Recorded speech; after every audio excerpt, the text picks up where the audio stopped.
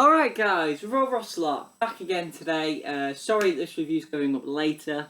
It's about 10 o'clock here in the UK. This review will be up later, a little bit sorry. I guess it's kind of 2 days late. It feels so odd that I'm reviewing Summerslam on a Sunday, or on a Monday even, but that's the way this weekend works, and you know, I wasn't going to review any of these shows anyway.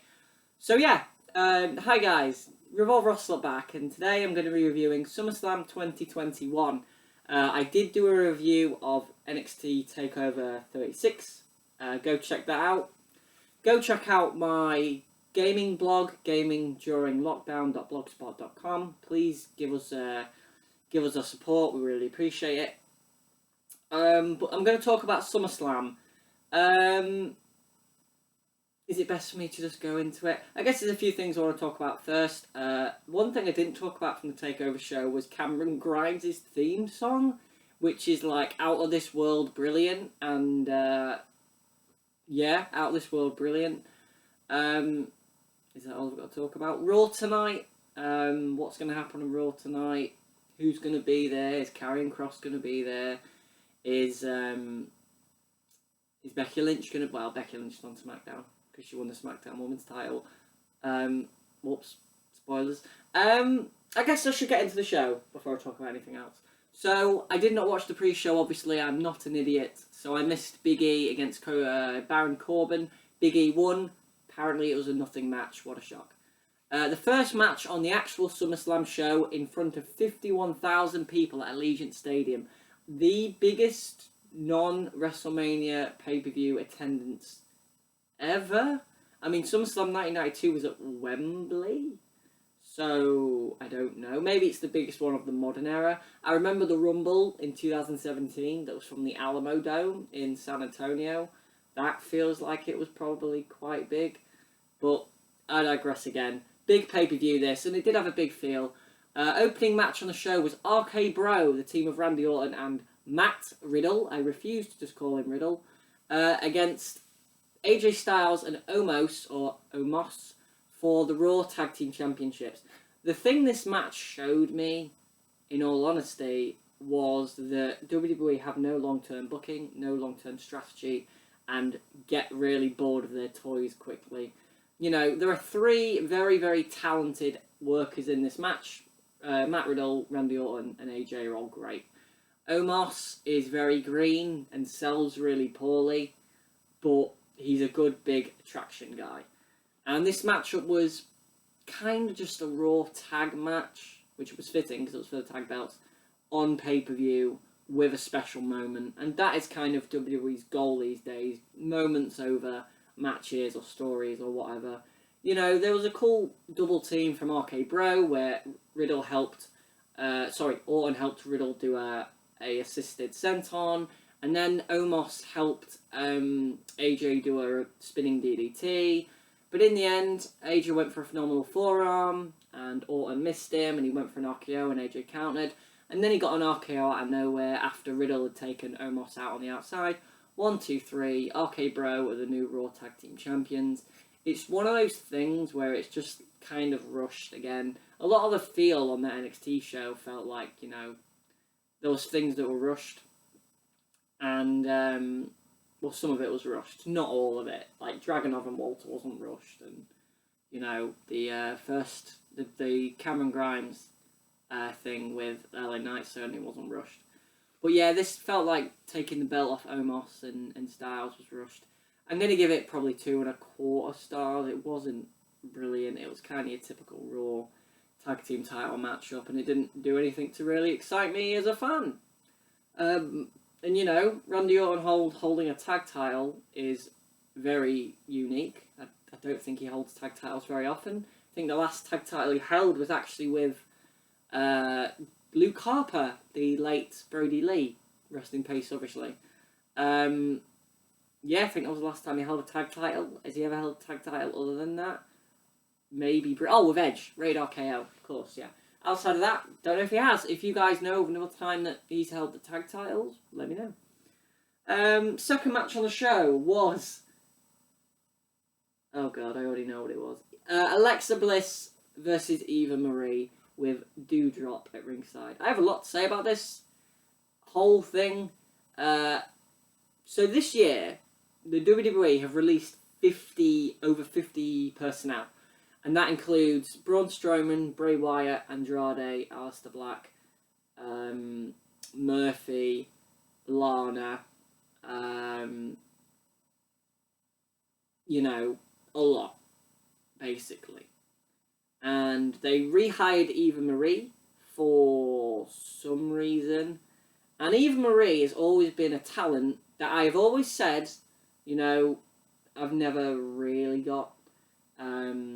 They gave her special training when she joined WWE. They gave her the Brian Kendrick training. She even did the Kendrick as a finish back in 2015. And they got rid of her, and obviously she went away and she dealt with her personal troubles. And I give her a lot of respect for coming out of that and coming back into this industry and trying it again. But I do not think this is the industry for her. Her acting is horrific. Her wrestling may be worse. And this was just the mixing of the two worst things to me in WWE currently.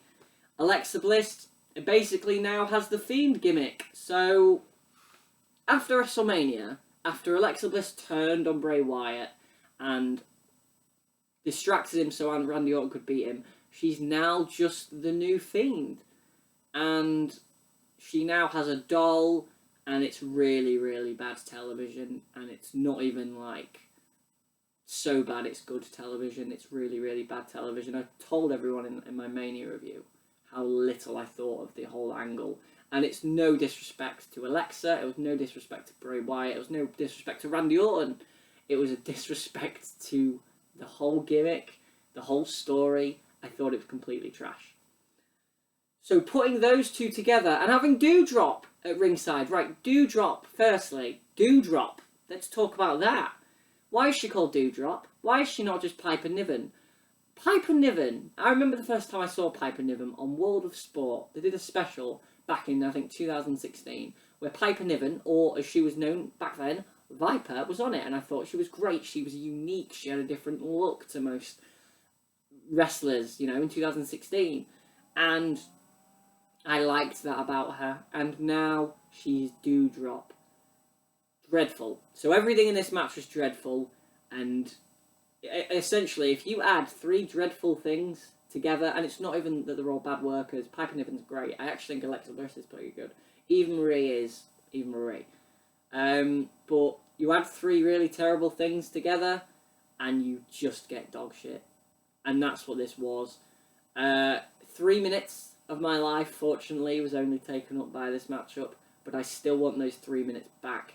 3 minutes 49, 3 minutes 50, something like that.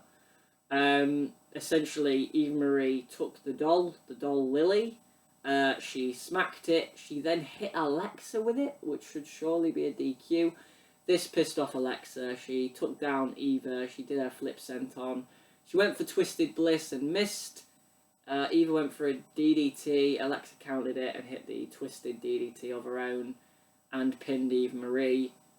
Doudrop got on the mic afterwards and said, "And your loser, Eva Marie," and put her robe on. This was all dog shit. This was a half star. I don't want to give it a dud like I gave the Mania match with Orton and Fiend, because that was long-term build to dog shit. This was just dog shit, and I do not want to talk about it anymore. So I'm just going to move on to the third match on the show. So far, the show's not been brilliant. Third match on the show was Damian Priest versus Sheamus. This was much better. Sheamus' match at Mania with Riddle I really, really liked. I thought it had really, really good action. And here we had a similar styled matchup where it was just two guys hitting each other and seeing who won. This was a Great Hoss battle. Damian Priest was trying to kick Sheamus' head off. Sheamus was taking down Riddle. I loved it when Sheamus did the 10 beats of the Bower Room and he got to 5 and then the crowd were chanting with him and he just stopped. That's a great heel thing. That, Sheamus is a great heel, so that was great. And it was all about, Sheamus avoiding Riddle's kicks. Avoiding Damian Priest's kicks. Damian Priest, by the way, in the main roster, I think they've done really, really well with. He's by far the most protected person on Raw, except for probably Bobby Lashley. So, you know, they worked. It was all about Priest finally getting to get those kicks in. He went for a springboard at one point, and Sheamus kicked him out of midair. That got a 2 count. He then locked in the cloverleaf, which kind of got turned into a figure 4. And basically, Damian Priest like hulked up, and he looked at Sheamus, and he pulled his face mask off. And at that point, Sheamus' weakness had been exposed. His nose had been exposed. And so Damian Priest just goes to town on him, just goes to town on him with strikes. He catches him with a big head kick. He hits the Reckoning. 1, 2, 3. Damian Priest wins the United States title. Thank God we have a younger guy winning a belt. And a babyface winning a belt. My God. Can you imagine babyfaces holding titles? Yeah, this was very good stuff. Not quite as good as the match he had with Riddle at Mania, but 3.5 stars. I do think it was very good, and it picked the show up finally, and we really needed that after the Alexa Bliss match. 4th match on the show. Then we had the SmackDown Tag Team Championship matchup. The Usos, Jimmy and Jay. The DUI thing. I think everyone's talked about. I don't need to talk about it. I don't think you should be rewarded for being arrested. Even if the storyline they needed to tell needed Jimmy or Jay, I believe it was Jimmy, to win the tag title, to be the bloodline and hold all the titles, you could just put it off for a few months. Especially because these belts feel like they swap every week. So yeah, the Usos, Jimmy and Jay, against Rey and Dominic Mysterio, who are showing signs of tension. I do not believe that in 2021 they're trying to break Rey Mysterio and his son up and do a feud. I really hope they don't, because it's just shit. Like, I don't like family feuds in wrestling that often. Owen and Brett is like the exception. It's like the masterpiece exception of, family drama. And, the Hardys have had a few feuds. I never thought any of them were great. I thought they had quite a good I Quit match back at Backlash in 2009, but the actual feud where Matt killed his dog and burnt his house down and attacked him in the stairwell was pretty silly. Rey and Dominic, please don't split up. Just keep them together. Just so my Rey Mysterio doesn't get embarrassed. One of my favourite wrestlers of all time, Rey Mysterio. I had masks of him when I was younger. There's a new pop vinyl being released of him, which I probably will pre-order. One of my favourites of all time. Speaking of favourites of all time, I recently got the Eddie Guerrero pop vinyl. He's on my shelf currently. So I'll maybe one day I'll show my updated pop vinyl collection, because it has changed quite a lot since I last showed it. And this room's changed a little bit. You can probably see a few things. But no, Rey and Dominic against the Usos. This match was mostly very good. It's just not very memorable. Like, it was right in the middle of the card nearly. It's about 10 minutes, 11 minutes long. And it had a good pace to it. Rey kicked out of a splash. Dominic went to the outside with some dives and stuff. And Rey kept going for the 619. But in the end, Rey just got super kicked again. And just got hit with another another splash from the top rope. And the Usos retained. And, it was okay. I'd probably give it 3 stars. It was good. Not immensely memorable like the Priest match or like the matches I'll talk about later. But, it was good and there was nothing really wrong with it. Next on the show. Oh dear. Let's talk about this. We had Becky... Sorry. Spoil it. I guess I spoiled it at the beginning of the video. We had Bianca Belair against Sasha Banks for the SmackDown Women's Championship. So, they built this up. They had weeks of build to this match. It's the WrestleMania main event of Night 1 rematch, and I genuinely wanted to see this rematch. I thought their match on Night 1 of Mania was excellent. Please go check out my review if you haven't. I really loved Bianca winning the belt. It was the emotional climax of WrestleMania weekend, and it was awesome. And they had a great match. Both women did. And, I was quite excited for this match in a way, because... it's the rematch of a big Mania match, and Sasha's now a fully fledged heel, and they built it up for a few weeks, and they showed the video package before this matchup, and Bianca Belair came out first, which I never agree with a champion coming out first. I now know why she came out first. And just as she's in the ring and she's ready to fight, the announcer says, Sasha Banks has not been cleared to compete, completely out of nowhere. And the thing is WWE knew she wasn't going to be competing for like a week, but they still advertised it. So they said she's not going to be able to compete, so instead, Becky's going to face the most beautiful woman in WWE, Bianca, is going to face the most beautiful woman in WWE, Carmella, who Bianca beat literally 24 hours before the pay-per-view. So Carmella comes down to the ring. It looks like they're getting ready to do the match. And then Becky Lynch's music hits. And even I, right, as a really cynical bastard, thought, oh, Becky Lynch is back. That's really, really cool. She's going to come in there. She's going to kick out Carmella. And she's going to say, you and me, let's have a match. And that's exactly what happened. She came down to the ring looking fantastic. She looked in great shape. You know, she came down to the ring. She lobbed Carmella out the ring. She went to Bianca, just give me a second. She threw into the steps. She got back in the ring. She got a microphone and she said, why don't the EST and the man bring down the house here in at Allegiant Stadium? And the crowd were like, yes, Becky Lynch. Becky Lynch is back. We're getting a great women's match. And the bell rang and Becky offered to shake her hand. And she gave her a forearm and she hit the manhandle slam. And she pinned her in 25 seconds. This was the purest example of moment over story. Moment over psychology, moment over measure, whatever you want to call it. I like Becky Lynch. I think she's one of the biggest stars they've had in the last decade. I think they are so lucky that they got Becky Lynch because they so easily could have fucked it up. And I want to keep all that in mind, right? I do appreciate Becky Lynch. I respect her. I think she's a really great worker. This booking of having a comeback and challenge Bianca was really good up to the moment she won in 25 seconds. What a crock of shit. Bianca Belair has been so good since Mania, so well protected, and they sent her in there 5 seconds to 2 moves. You know, a move that Becky very rarely beats people with as well. So I thought this was dog shit. I don't rate the match because it's under 3-4 minutes, so you know I'm not going to talk about it. There's so many other things they could have done. Just have a rundown and maybe throw Zelina and Carmella out the ring and hold Bianca's hand, and you know maybe that's the match for the next pay-per-view. You know, maybe Becky's not fit yet, maybe she's not fully ready to do a 10-minute, 20-minute match, but if she's not, then just do that and have her go down there and help Bianca out or something.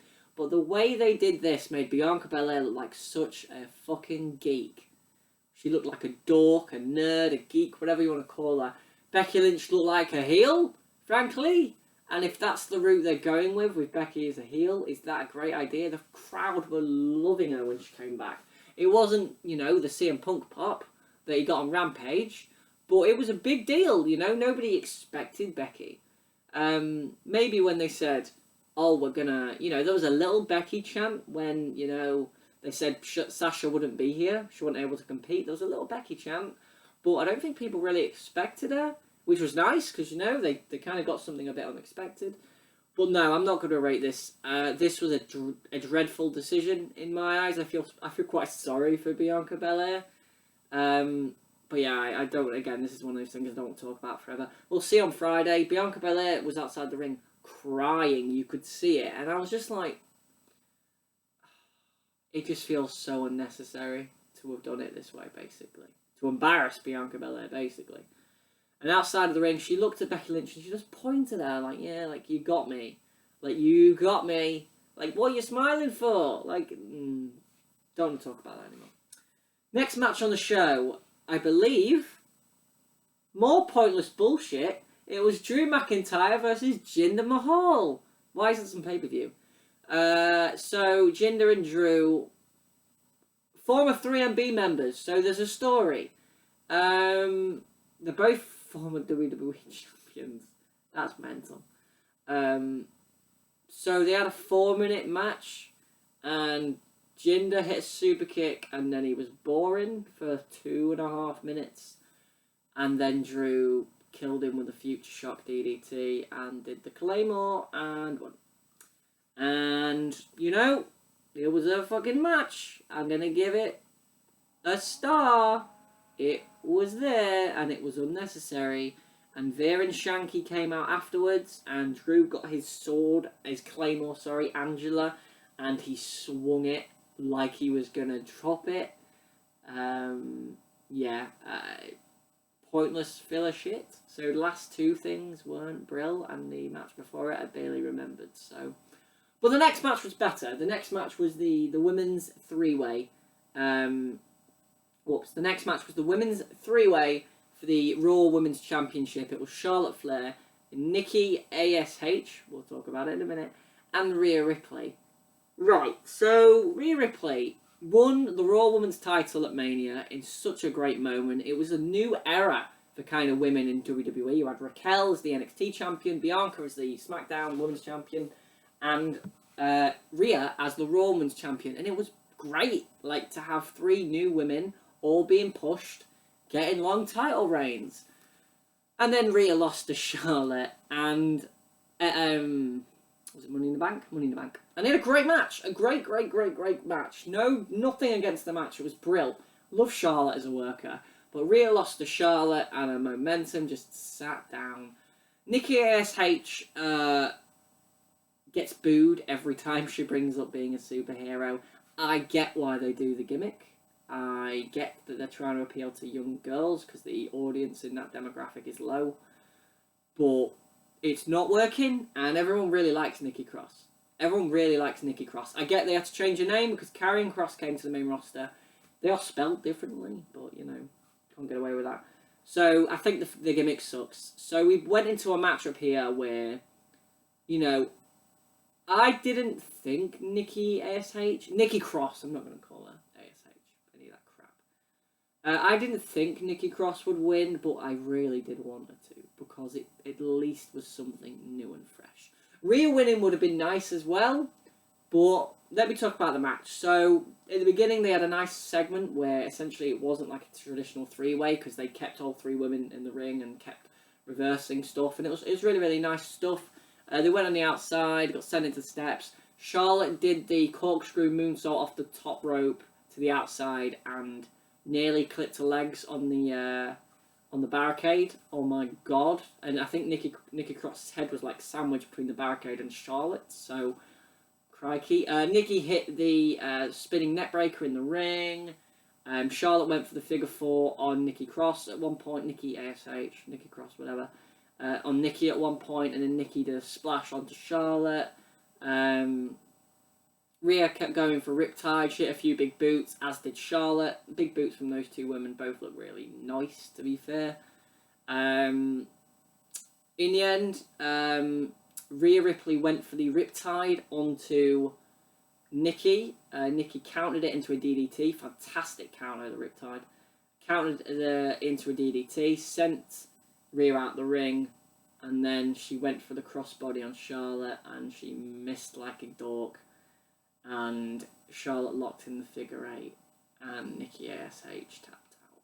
And Charlotte is a 12-time, although it's really a 14-time women's champion. I love Charlotte. I really do like Charlotte. I remember when Charlotte debuted on the main roster back in 2015, and she beat Nikki Bella for the Divas title. And back then, I absolutely loved her because she was unique, she was special. It felt like the division was changing. We were getting a new era of women like her and Bayley and Sasha, and even Paige for a very small period, even though that was a bit before Charlotte. But, and Bayley and Sasha and Becky were getting a new era. And now we feel like we had a new era at Mania with Rhea and Raquel and Bianca. And on this one night, it felt like we went backwards. But yet Becky Lynch has the SmackDown Women's title. Charlotte has the Raw Women's title back. We have gone nowhere, essentially, since SummerSlam last year, when Becky had the SmackDown Women's Championship then. No, it was Sasha and Bayley.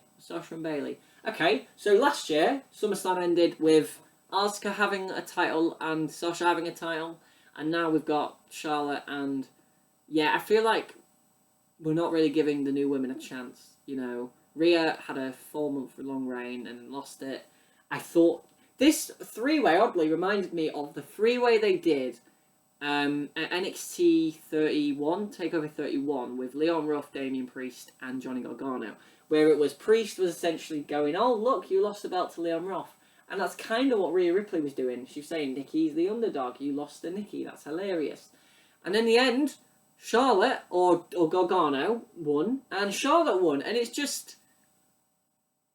Yeah, just good match, though. Like, I thought it was a very good three-way. I'd probably give it 3.5 stars. Up to this point in the show, it's probably the best match on the show. But, you know, the last 4 matches, you know, the Becky stuff, the Jinder stuff, the finish to this matchup, there was a part of every match that really soured me. And luckily, for the most part, for the last 3 matches, that does disappear, and we do get a really great show. 3.5 stars, best match on the show so far, though.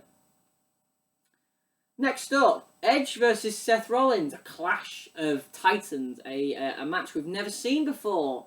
Awesome, I love matches we've never seen before. Edge doing the Brood entrance was lovely. I love Gangrel's German rave music, I always have. Seth Rollins coming out in something other than white, brilliant, because it played off the whole viscous fluid, brood bath bullshit on SmackDown. And these two men had what I could only describe as a methodical 1980s NWA match, or even an early 2000s Triple H match, maybe, when he was world champion.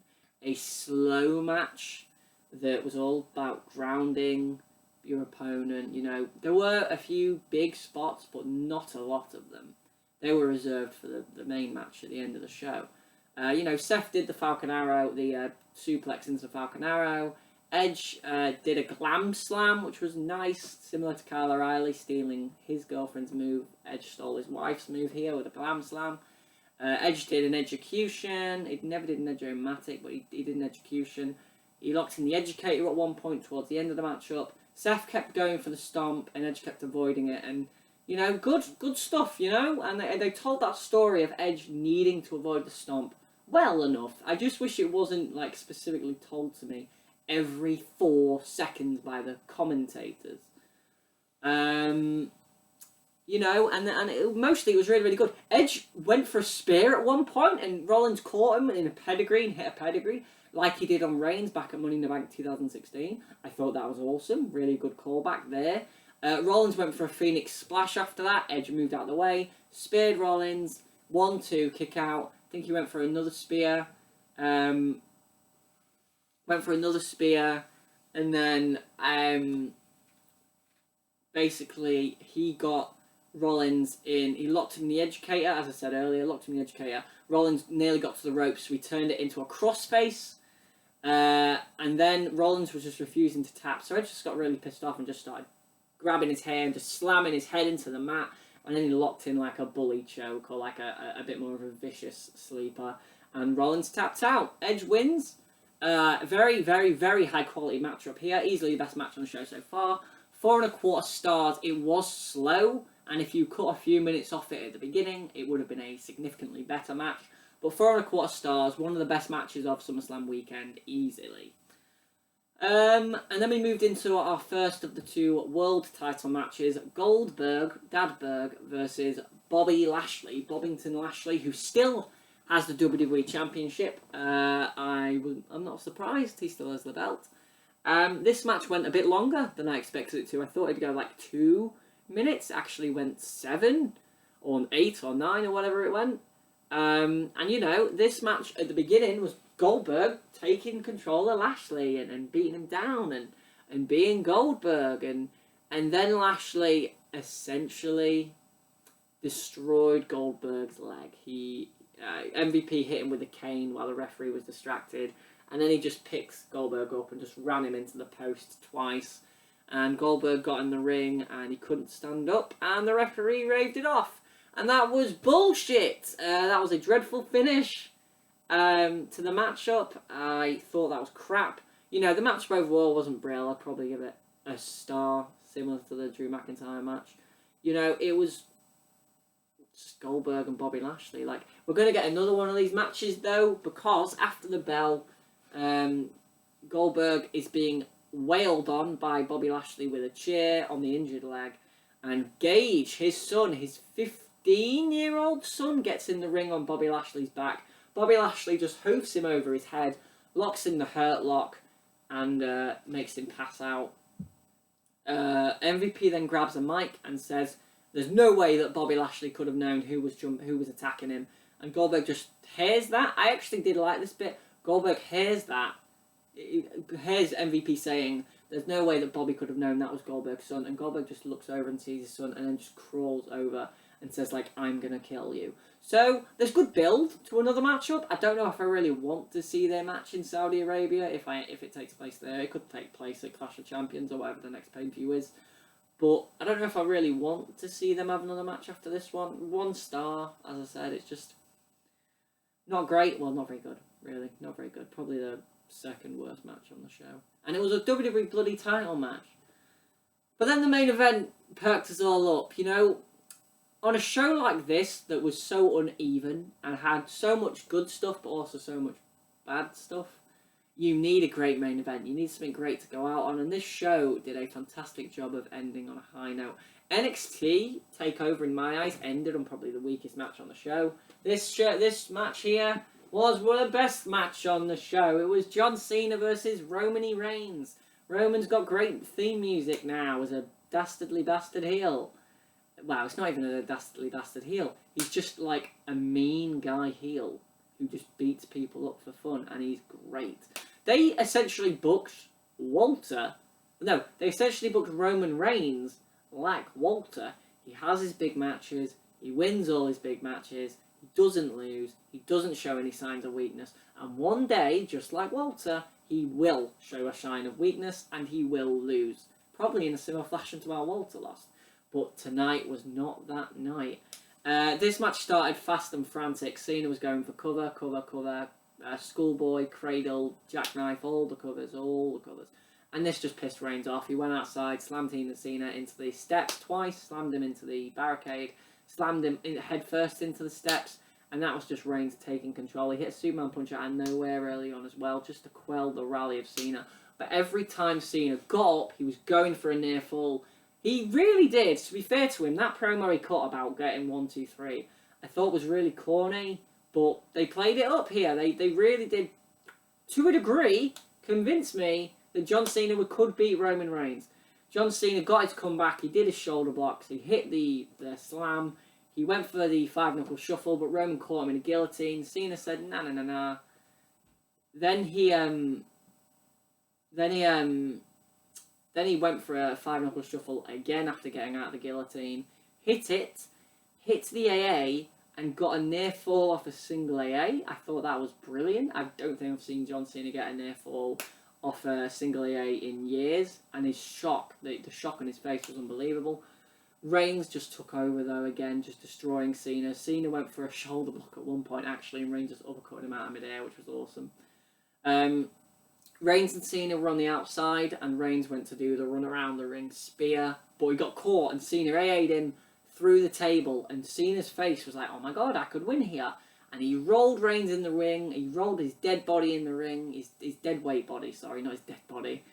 And he covered him, and it was a 1, and it was a 2, and Reigns kicked out again. And at that point, Cena had no idea what to do, so he went up top, he went for a leg drop, Reigns caught him, powerbombed him, and killed him to the mat. Cena kicked out of that. They went up top again. Cena hit an AA off the top on Reigns. 1, 2. Reigns kicked out of that. And after that, I think Cena just had nothing left. So he said, I'm just going to beat him with his own move. I'm going to mock him. And so he went for a spear, and he did the taunt. And as he went for it, he went for the spear, and Reigns just kneed him right in the chest and the sternum here area. Reigns killed him with a Superman punch, killed him with a spear, and he pinned John Cena. If John Cena, the one thing I would have done to make this match better, Reigns hit that spear, I would have had Cena kick out, and then just have Reigns lock him in the guillotine, and just have Cena pass out. But he hit that spear, he beat John Cena, put his foot on his chest. It was a great match, a really, really great match. 4.25 stars, easily. They had a match at No Mercy, I think 4 years ago in 2017, and it was a great match, but I think this one was better. That probably had better action. This told a better story, a really, really great story of Cena doing everything to try and win, and in the end, the better man just won. You know, if you book a heel like this and it just wins all the time, then people won't complain. Like, Roman Reigns' booking does not bother me because it's been so good. And, you know, I have no issues with it. But as... So 4.25 stars, yeah. As Reigns was putting his foot on Cena's chest, Brock Lesnar's music hits, and he came down to the ring with a ponytail and a beard, and his jeans. He looked funky, and he got in the ring, and he stared down Reigns, and Reigns got out of the ring, and apparently after the show, Lesnar gave Cena some Germans and an F5, and now Cena's gone back to Hollywood to film another film. So, 4.25 stars, great way to end the show with Brock coming back. Big surprise, it was kind of their answer to CM Punk, you could tell that. And it wasn't, again, it didn't get the reaction that CM Punk one did. But still a great moment. Good to have, you know, got 3 returns in a weekend. So I can't complain. I thought it was very, very good and a great main event to end the show. And that was SummerSlam 2021. There was so much on it. Like, there wasn't 40 matches, but there was, what, 11? Like, was there 11? 11 matches, right? And one of them was a pre-show, which I didn't even watch. So there was 10 matches, like most SummerSlam cards have about 16.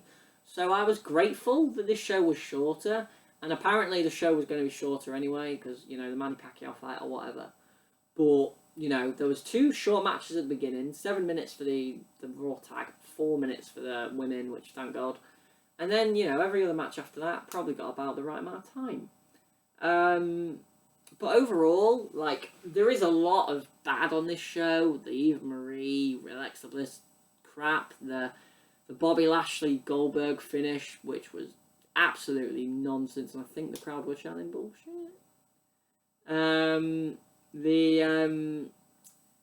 The pointless Drew McIntyre Jinder Mahal match, which I guess wasn't bad. It was just there, and I gave it a star because it was there.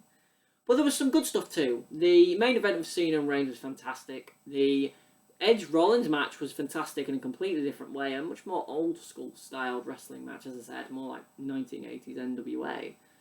And then you had, you know, the women's 3-way I thought was very good. I gave it 3.5. And then the US title match, 3.5. And then 3 stars, as I said, to the SmackDown tag. And the Raw tag was just a Raw match. You know, nothing too big deal. So I think overall I'd probably give the show like a 7 out of 10. Good SummerSlam. One of the best SummerSlams of the last 10 years. You know, there's been some terrible SummerSlams the last 10 years. Since I've been reviewing on this channel, you know, I didn't think SummerSlam last year was brilliant. You know, the Drew McIntyre Randy Orton match was good. But nothing else really captured me. You know, the Dominic debut was cool and all that. But I wasn't, you know, that invested last year. You know, in that card. So 7 out of 10 I think is pretty fair. I think it's a good show overall. Not as good as TakeOver. If I was talking about my favourite matches of the weekend, Dragunov and Volta would easily be the number 1. You would then have probably Cena and Reigns, and then Edge and Rollins, and then the Kyle O'Reilly match, and then the Cameron Grimes match. But yeah, that's my SummerSlam 2021 review. Thank you for watching, guys. This has been Bro Russell. Like, comment, and subscribe for more. Tell me your thoughts. What did you think to SummerSlam 2021? What did you think to Brock Lesnar's return? What did you think to Becky Lynch's return? What did you think of the way they handled the SmackDown Women's Championship? What did you think to Charlotte winning the Raw Women's Championship? What did you think to John Cena and Roman Reigns' battle? What did you think to Edge and Rollins? What did you think to the tag match? And what did you think to the best match on the show? Eva Marie and Alexa Bliss. Do you want it to end? Because I sure do. And do drop. Thanks for watching, guys. This has been Revolver Russell.